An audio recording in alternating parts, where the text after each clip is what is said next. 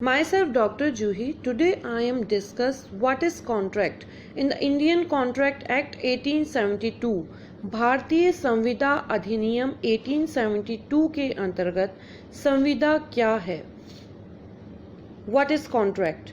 The contracts or agreements between various parties are framed and validated by the Indian Contract Act. Contract Act is one of the most central laws that regulates and oversees all the business wherever a deal or an agreement is to be reached at. The following section will tell us what is contract. Contract, संविदा. संविदा क्या है?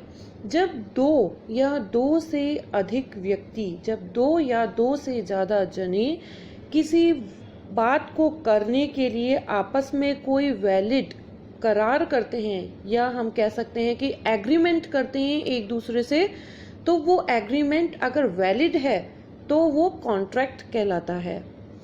Section 2 का clause H में contract के बारे में बताया गया है।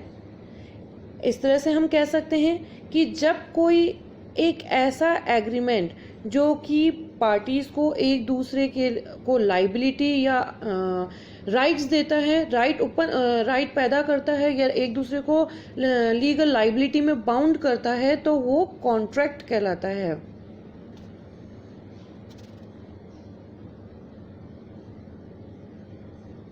The Indian Contract Act defines the term contract under its section 2 clause H as an agreement enforceable by law. In other words, we can say that a contract is anything that is an agreement and enforceable by the law of land. Contract section 2 का clause H में ये बोला गया है कि संविदा एक ऐसा करार है जो कि विधि द्वारा प्रवर्तनीय है, यानी एक ऐसा एग्रीमेंट जो कि लॉ द्वारा प्रवर्तित यानी एनफोर्सेबल कराया जा सकता है, लागू करवाया जा सकता है, वो एग्रीमेंट कॉन्ट्रैक्ट कहलाता है। इस प्रकार इसमें दो मेन इंपॉर्टेंट चीज हम देख रहे हैं, वन एग्रीमेंट, दूसरा एग्रीमेंट एनफोर्सेबल बाय लॉ यानी कानून द्वारा प्रवर्तनीय। इससे हमें पता चलता है कि contract is equal to agreement plus enforceable by law, विधि द्वारा प्रवर्तनीय करार ही संविदा है यानी कॉन्ट्रैक्ट है। The contract enforceable an agreement enforceable by law is called a contract. Section 2 clause H।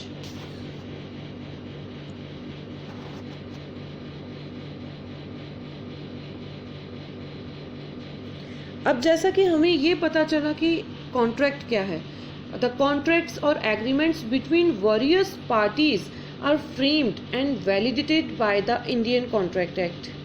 अब इसके we can say that a contract is anything that is an agreement and enforceable by law of the land. इसमें कुछ इसके contracts के main elements जो हैं वो मैं आपको डिस्कस कर रही हूँ। फर्स्ट एग्रीमेंट होना चाहिए, फ्री कंसेंट होना चाहिए, कॉम्पिटेंसी होना चाहिए, कंसिडरेशन होना चाहिए, लॉफुल ऑब्जेक्ट होना चाहिए, नॉट डिक्लेयर्ड वॉइड होना चाहिए। इसको मैं आपको अभी डिटेल में बताऊंगी कि जैसे कि देखिए सेक्शन इस कॉन्ट्रैक्ट एक्ट का सेक्शन 10 है, उसमें वैलिड कॉन्ट्रैक्ट के लक्षण यानी उसकी इसेंशियल्स बताए गए हैं कि जब भी कोई करार यानी एग्रीमेंट कॉन्ट्रैक्ट में बनता है तो उसमें कुछ इम्पॉर्टेंट चीज होती है, जैसे कि पार्टीज की फ्री कंसेंट होना चाहिए, स्वतंत्र सहमति होनी चाहिए, और जो पार्टीज हैं उनमें कॉन्ट्रैक्ट करने की कैपेसिटी होनी चाहिए, उनमें अनुबंध यानी संविदा करने की क्षमता होनी चाहिए, एक लॉफुल कंसिडरेशन होना चाहिए, एक लॉफुल ऑब्जेक्ट होना चाहिए, और जो वो कर रहे हैं वो वॉइड अनाउंस नहीं, वॉइड यानी व्यर्थ घोषित नहीं होना चाहिए। अगर ये सेक्शन 10 के सारे लक्षण पूरे करता है कोई कॉन्ट्रैक्ट, तो ही वो कॉन्ट्रैक्ट वैलिड कॉन्ट्रैक्ट कहलाता है, नहीं तो वो कॉन्ट्रैक्ट वॉइड हो जाता है, उस कॉन्ट्रैक्ट की कोई वैल्यू नहीं रहती है। जैसा कि इसमें कॉन्ट्रैक्ट करने के लिए एक या एक से ज़्यादा पार्टीज होनी चाहिए। एक या एक से ज़्यादा पार्टीज़ का मतलब है कि एक, दो या दो से ज़्यादा भी हो सकते हैं, जैसे एक साइड ऑफर करने वाला, दूसरी साइड उस ऑफर को एक्सेप्ट करने वाला। यानी जब कोई करार कैसे बनता है, कोई एग्रीमेंट कैसे बनता है कि कोई एक व्यक्ति दूसरे को कोई काम करने या नहीं करने के लिए ऑफर करता है, तो वो तो हो गया ऑफरी यानी प्रॉमिसर। और जो दूसरा व्यक्ति जिसको ऑफर किया गया है वो उसको एक्सेप्ट करता है, तो वो क्या कहलाता है, प्रॉमिसी, यानी प्रॉमिसी। वो प्रॉमिसर, तो then this is promisee.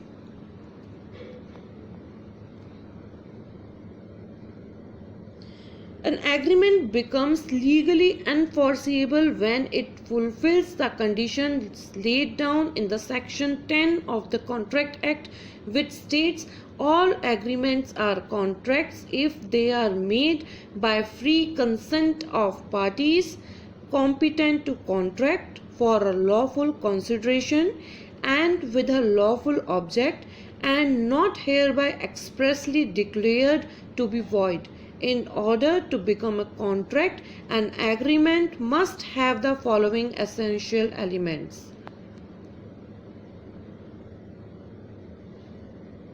First important, offer and acceptance, यानी प्रस्ताव और स्वीकृति। Offer. A offer must be extended in order to begin a contract. This should include details of the agreement and its terms and conditions. Simply put, the offer is offerer's attempt at entering into a contract with another. In order to create a valid contract, there must be an agreement between two parties, an offer from one party to do or abstain from doing a particular act, and its acceptance by the other party are two basic elements of an agreement. इस contract में एक व्यक्ति दूसरे को offer करता है, वो promiser कहलाता है, प्रपोजर कहलाता है यानी प्रॉमिसर कहलाता है, और जो दूसरा उसे एक्सेप्ट करता है उसे ऑफरी या प्रॉमिसी कहते हैं। ये इसके दो एसेंशियल एलिमेंट्स हैं। जब भी कोई पार्टीज के बीच एग्रीमेंट होता है, एग्रीमेंट होगा तभी कॉन्ट्रैक्ट होगा। और एग्रीमेंट कब बनता है, जब एक पार्टी दूसरे को ऑफर करता है और दूसरा पार्टी उसे एक्सेप्ट करता है, तो उसे हम कॉन्ट्रैक्ट कहते हैं। और ये कॉन्ट्रैक्ट के बेसिक एलिमेंट है। Acceptance, once the offer is extended, it's in the hands of the offeree to either accept or reject the proposal and its terms and conditions. Offerees can accept offers via mail, email or verbally. Mail, email, verbally, किसी भी तरीके से, मौखिक, लिखित, आप किसी भी तरीके से एक्सेप्ट करते हैं तो वो कॉन्ट्रैक्ट में बाउंड हो जाता है।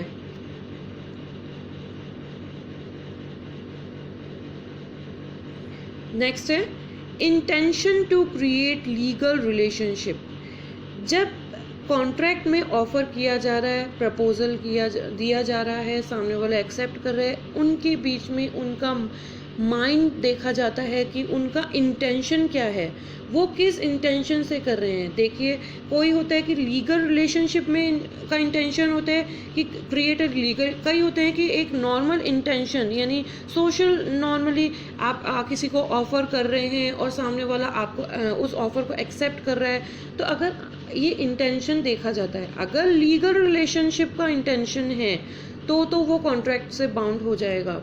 अगर ऐसा नहीं है, वो नॉर्मली आप किसी को ऑफर दे रहे हैं, वो एक्सेप्ट कर रहे हैं, मींस जैसे कि आप किसी को ऑफर दे रहे हैं साथ साथ घूमने जाने के लिए, खाना खाने के लिए, सिनेमा जाने के लिए, आप किसी भी तरह का एक नॉर्मल बातचीत से, आप मेन ऑब्जेक्ट क्या है सामने वाले का, उसका इंटेंशन क्या है, इंटेंशन देके ही वो कॉन्ट्रैक्ट से बाउंड हो सकता है।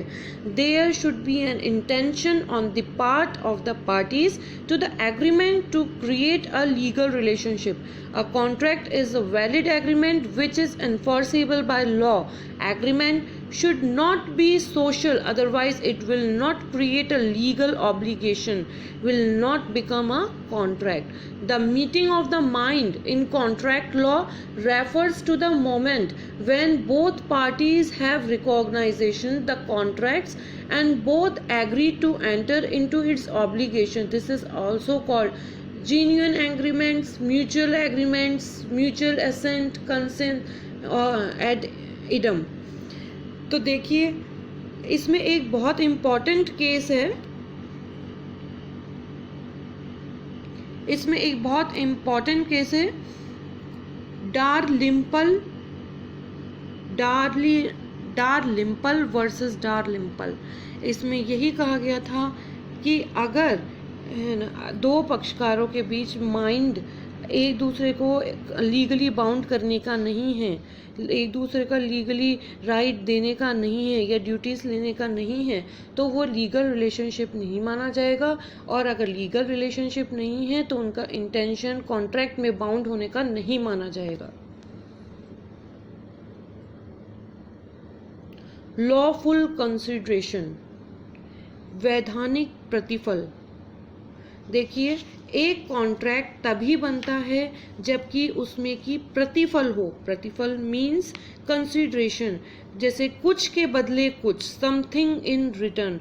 और ये प्रतिफल कोई भी वस्तु या कोई कार्य या कार्य से अलग रहना या कोई प्रॉमिस, कुछ भी उसके बदले में होना चाहिए। अगर ये फ्री होता है तो अगर कोई प्रतिफल के बिना अगर कोई कॉन्ट्रैक्ट हो रहा है तो वो कॉन्ट्रैक्ट नहीं कहलाएगा। मतलब एक कॉन्ट्रैक्ट में एक कंसिडरेशन होना जरूरी है। सेक्शन 25 में इसमें बताया गया है कि कंसिडरेशन क्या है। तो something of value must be exchanged in order to have a valid legal agreement. Usually things like products, property, protection or services are offered for the exchange of money. The agreement must be supported by a lawful consideration on both sides.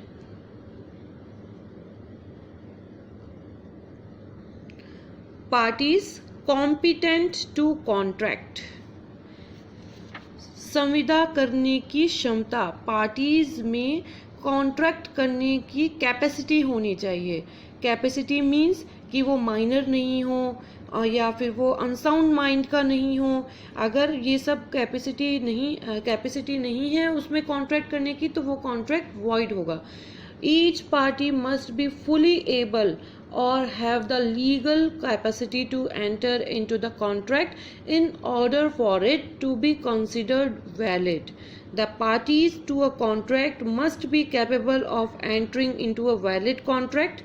According to section 11, every person is competent to contract if he is the age of majority, is of sound mind and is not disqualified from contracting by any law to which he is subject. Contracts entered into by a minor are void initial.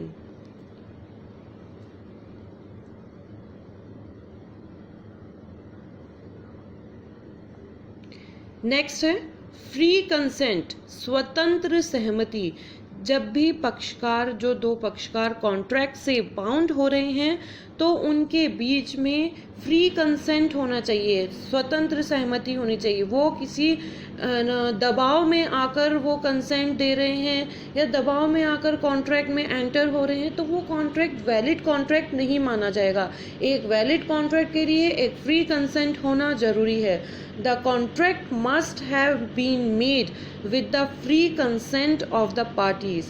Consent implies agreeing upon the same thing in the same sense, and consent is said to be free if it is not induced by coercion, undue influence, fraud, misrepresentation or mistake. If the consent is obtained by any of the above four factors except mistake, the agreement is voidable at the option of the party whose consent is not free. The party can either reject the contract or accept it. If the agreement is induced by mutual mistake, the agreement is void. मतलब कि स्वतंत्र सहमति होनी चाहिए।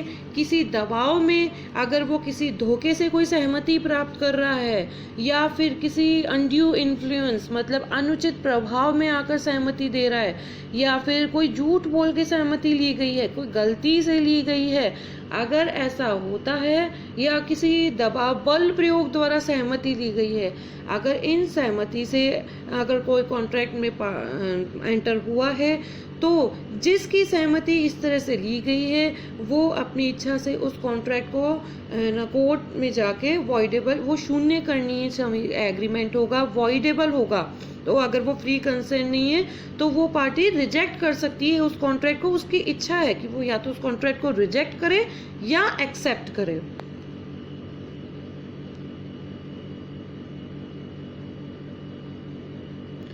Lawful object, जैसा कि free consent इसका main essential part है, वैसे है लॉफुल ऑब्जेक्ट।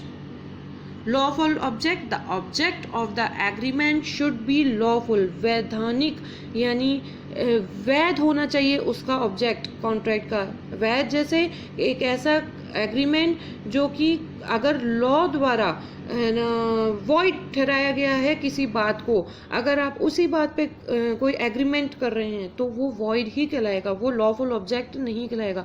अगर कोई कपटपूर्ण ऑब्जेक्ट से आप किसी करार में एंटर हो रहे हैं या किसी व्यक्ति या संपत्ति को हानि पहुंचाने के उद्देश्य से आप कॉन्ट्रैक्ट कर रहे हैं तो ये सारे उद्देश्य लॉफुल ऑब्जेक्ट नहीं कहलाएंगे। The object of the agreement should be lawful or not one of which the law disapproves. The object would be unlawful if it is forbidden by law, is fraudulent or causes injury to the person or property of another, or is immoral or opposed to any public policy.